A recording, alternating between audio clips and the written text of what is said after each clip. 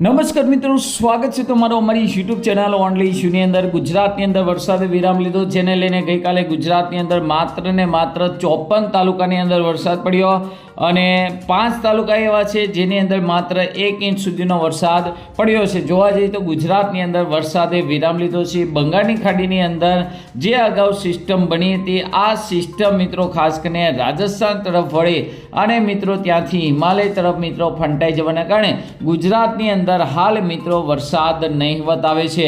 પરંતુ ટૂંક સમયની અંદર જ બંગાળની ખાડીની અંદર ફરી એક વખત મોટી સિસ્ટમ બની રહી છે, જે અહીં તમે જોઈ શકો છો।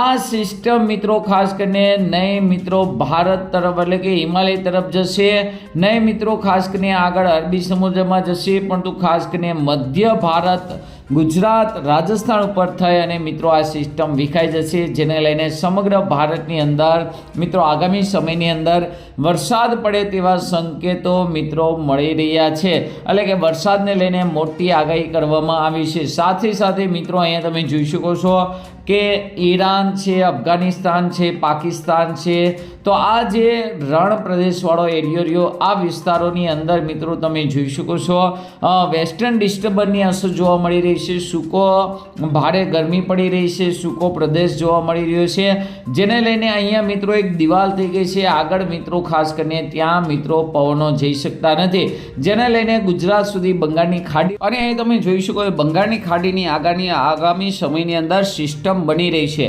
આ સિવાય એક દૂર પણ સિસ્ટમ છે, પરંતુ ખાસ કરીને તમે જોઈ શકો છો ભેજ આવી રહ્યો છે, એટલે કે હજુ મિત્રો 31 તારીખ સુધી વરસાદને લઈને મોટી આગાહી છે, જેને લઈને ગુજરાતમાં હળવો મધ્યમ ભારે વરસાદ ચાલુ રહેશે।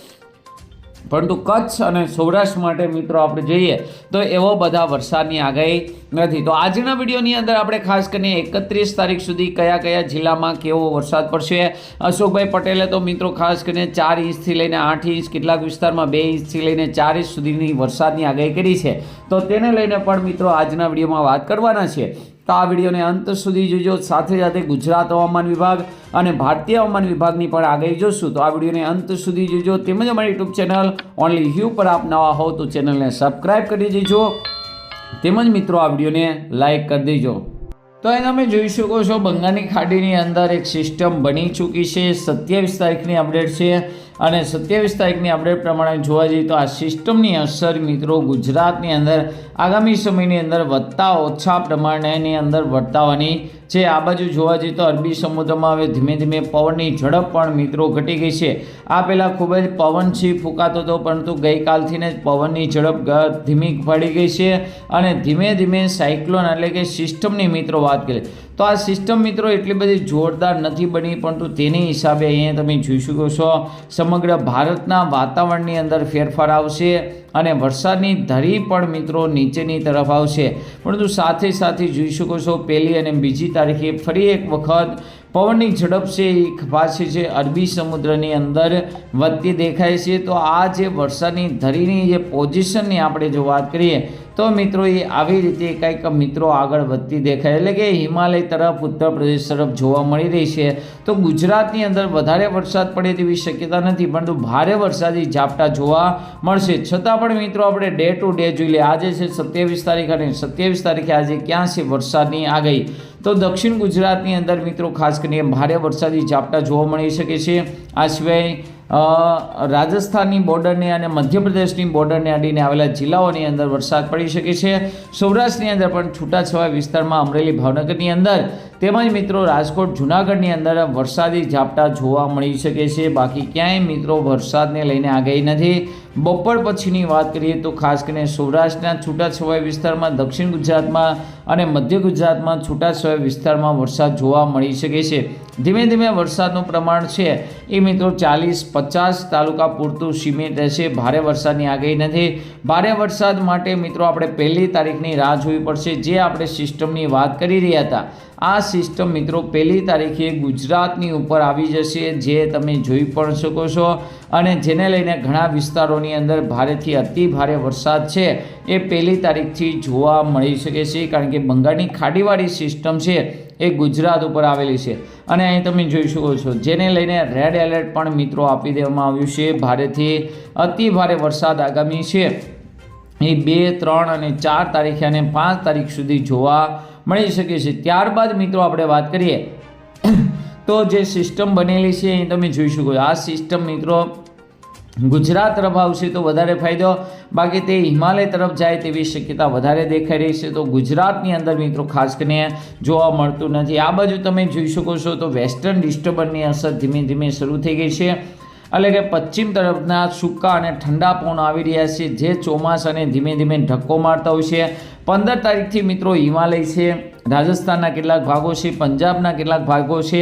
આ ભાગોમાંથી વિધિવત રીતે ચોમાસું છે ધીમે ધીમે વિદાય લેવાનું ચાલુ કરી દેતું હોય છે. તો મિત્રો ખાસ કરીને સપ્ટેમ્બર મહિનાની શરૂઆત થઈ ગઈ છે અને દર વર્ષની જેમ આ વર્ષે પણ 15 તારીખથી ચોમાસું છે એ ધીમે ધીમે વિદાય લેવાનું ચાલુ કરી દે તેવું મિત્રો લાગી રહ્યું છે. આ સિવાય મિત્રો આપણે વાત કરીએ તો ગુજરાત હવામાન વિભાગ અને ભારતીય હવામાન વિભાગે પણ જોરદાર વરસાદની આગાહી આપેલી છે, તેની પણ આપણે માહિતી મેળવી લઈએ. તો અહીં તમે જોઈ શકો છો ખાસ કરીને ગુજરાતની અંદર ગઈકાલે પડેલા વરસાદના ડેટા પ્રમાણે નહિવત જેવો વરસાદ પડ્યો. સૌરાષ્ટ્રની અંદર, દક્ષિણ ગુજરાત, મધ્ય ગુજરાત, ઉત્તર ગુજરાતમાં વરસાદ પડ્યો. કચ્છની અંદર નહિવત વરસાદ પડ્યો. ભારે વરસાદની કોઈ આગાહી છે નહીં. અહીંયા તમે 27 તારીખનો ભારતીય હવામાન વિભાગનો મેપ જોઈ શકો છો. ગુજરાતની અંદર હજુ પણ યલો એલર્ટ છે, તો તે પ્રમાણે વરસાદ જોવા મળશે. દરિયા કિનારે ભારે પવન ફૂંકાશે. આ સિવાય 28 તારીખે પણ તમે જોઈ શકો 28 તારીખે પણ ગુજરાતની અંદર યલો એલર્ટ છે, જ્યારે મહારાષ્ટ્રની અંદર ઓરેન્જ એલર્ટ છે. તો દરિયા કિનારે ભારે પવન ફૂંકાઈ શકે છે અને ગુજરાતની અંદર મિત્રો ખાસ કરીને છૂટાછવાયા વિસ્તારમાં ભારે વરસાદની આગાહી છે. 29 તારીખે તમે જોઈ શકો છો સિસ્ટમને કારણે ખાસ કરીને ગુજરાતમાં યલો એલર્ટ છે, છૂટાછવાયા વિસ્તારમાં ભારે વરસાદ જોવા મળી શકે છે. રાજસ્થાનની અંદર ઓરેન્જ એલર્ટ છે. આ સિવાય તમે જોઈ શકો 30 તારીખે રાજસ્થાનની અંદર ઓરેન્જ એલર્ટ છે, ગુજરાતમાં યલો એલર્ટ છે. તો છૂટાછવાયા વિસ્તારમાં હળવોથી મધ્યમ વરસાદ જોવા મળશે. 31 તારીખે તમે જોઈ શકો ક્યાંય મિત્રો વરસાદની આગાહી છે નહીં. તો ગુજરાતની અંદર તમે જોઈ શકો છો સૌરાષ્ટ્ર, કચ્છની અંદર ગ્રીન એલર્ટ પણ આપી દેવામાં આવ્યું છે. આ સિવાય 1 સપ્ટેમ્બર તમે જોઈ શકો છો ગુજરાતની અંદર ગ્રીન એલર્ટ આપી દેવામાં આવ્યું છે, જ્યારે ઉત્તર, મધ્ય, દક્ષિણ ગુજરાતમાં વરસાદ ચાલુ રહેશે.